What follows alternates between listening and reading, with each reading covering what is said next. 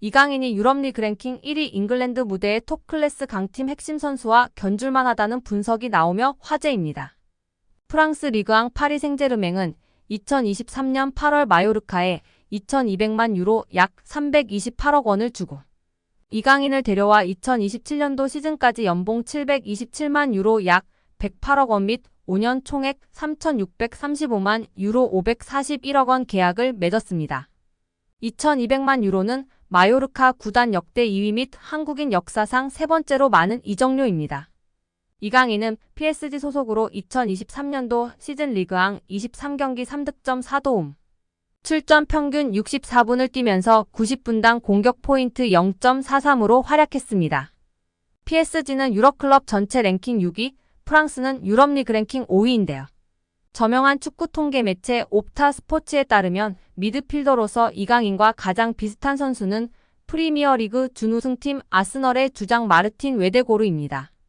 70개 국가 및 30종목을 대상으로 하는 글로벌 통계회사 옵타 스포츠가 최근 365일 유럽 5대 리그 및 챔피언스 리그, 유로파리그 자료를 토대로 선정한 비교 대상을 발표하며 팬들의 관심을 받고 있습니다. 아스널은 2023년도 잉글랜드 프리미어리그 준우승을 차지했는데요. 잉글랜드, 이탈리아, 스페인, 독일, 프랑스는 유럽리그 랭킹 빅5입니다. 챔피언스리그는 유럽축구연맹 1등급, 유로파리그는 2등급 클럽 대항전입니다. 이강인은 개인 능력으로 상대쪽 경기장 파이널 서드에 진입한 횟수와 공간 침투로 PSG 동료 전진 패스를 받아낸 빈도 둘 다 유럽 메이저 대회 미드필더 상위 1%에 해당했습니다.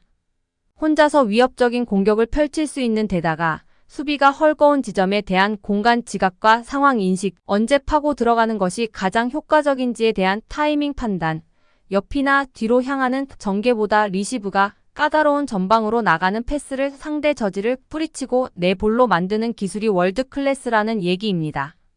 따라서 이강인이 페널티 박스에서 단독으로 들어간 횟수가 최근 365일 유럽 5대 리그 및 챔피언스 리그 유로파리그 미드필더 상위 2%라는 어마어마한 결과가 나왔습니다.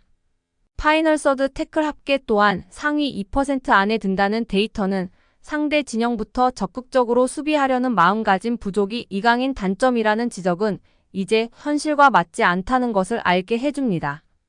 파리 생제르맹은 2023년도 시즌 프랑스 리그앙 우승, 프랑스 슈퍼컵 우승, 프랑스 축구협회 컵대회 우승, 유럽축구연맹 챔피언스리그 4강 등 좋은 성적을 냈습니다.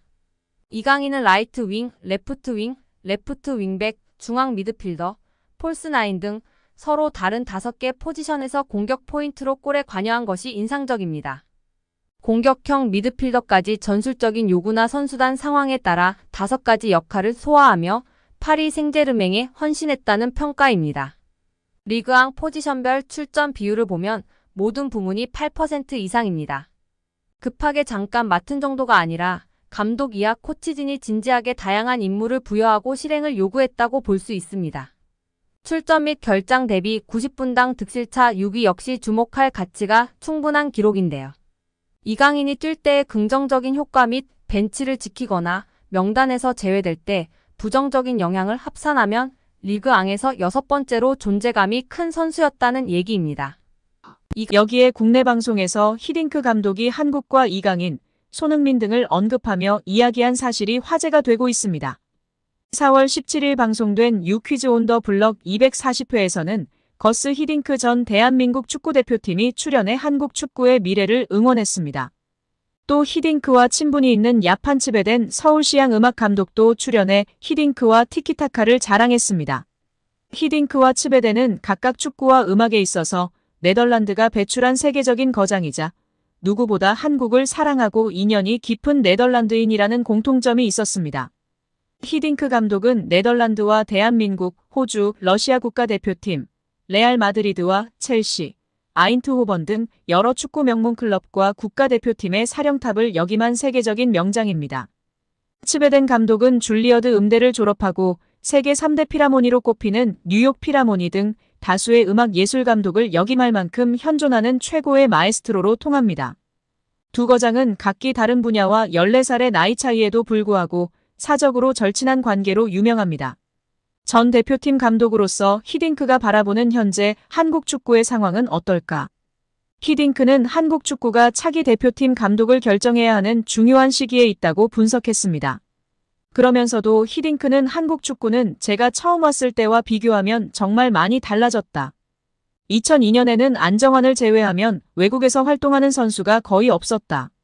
하지만 지금은 손흥민, 김민재, 이강인 등 많은 선수들이 전 세계 리그에서 활동하고 있다라며 그만큼 엄청난 발전을 이루었다는 뜻이다. 한국 선수들은 충분히 자부심을 가져도 된다고 격려했습니다.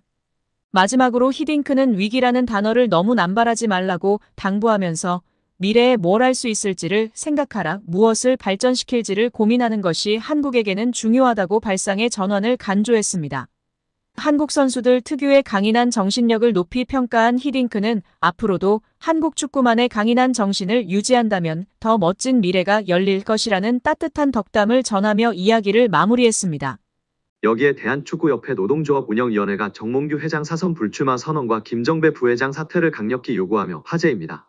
축구협회 노조는 17일 KFA CEO 김정배 부회장은 사퇴하고 정몽규 회장은 즉각 불출마 선언해야 라는 제목하에 성명서를 발표했습니다.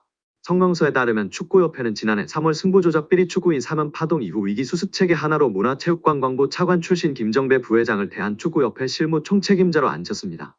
김 부회장이 오면서 축구인 출신들이 원천적으로 배제됐습니다. 협회 조직에서 축구인 출신과 비출신 간의 견제와 균형이 무너졌고 각종 논란에 불씨가 됐습니다. 노조는 선임 당시에도 잘못된 결정은 정몽규 회장이 했는데 엉뚱하게 축구인 부회장 혹은 전무이사를 선임하지 않는 방식으로 조직을 개편하면서 논란이 일었다면서 주원이는 정 회장의 잘못된 결정인데 축구인들의 제19 감사기로 뒤집어 씌워 축구인들의 목소리를 아예 안 듣는 식으로 해법을 내놓은 것이라고 꼬집었습니다. 그러면서 김 부회장의 역할에 있어서도 사실상 허수아비였다는 것이 노조의 주장이 있습니다. 노조는 강도 높은 문제부 감사를 2달여 겪으면서 직원들은 한 목소리로 협회 내 컨트롤 타워가 없다고 아우성이었다면서 문제부 출신이니까 김정배 부회장이 키를 쥐고 어떻게 대응하고 후속 조치는 어떻게 해야 할지 등을 하지 않을까 하는 기대가 있었는데 놀랍도록 아무 역할이 없었다는 전언이라고 전했습니다. 이어 우리 협회를 향한 여론이 점점 악화되자 이번 감사 전부터도 본인은 곧 떠날 사람이나 남을 직원들이 잘 대응하라는 식으로 말했다고도 알려졌다며 오히려 문제부 차관 출신이라는 정관을 이용해 본인만 책임을 피하려는 행태에 우리 직원들은 큰 실망을 감출 수 없었다고 덧붙였습니다. 지난 7월 홍명보 감독 선임 과정에서도 김 부회장이 총책임자였다고 폭로했습니다.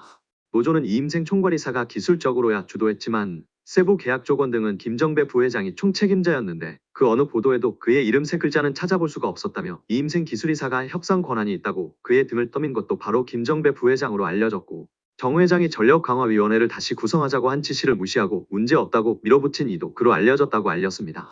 아울러 그런 사람을 부회장에 앉힌 정몽규 회장의 인사 실패는 결코 가볍다 볼 수 없다며 김정배 부회장은 축구팬과 축구인들에게 석고대죄하고 즉각 사퇴하고 정몽규 회장의 불출마 선언이 한국 축구 정상화의 첫걸음임을 잊지 말아야 할 것이라고 강력 경고했습니다.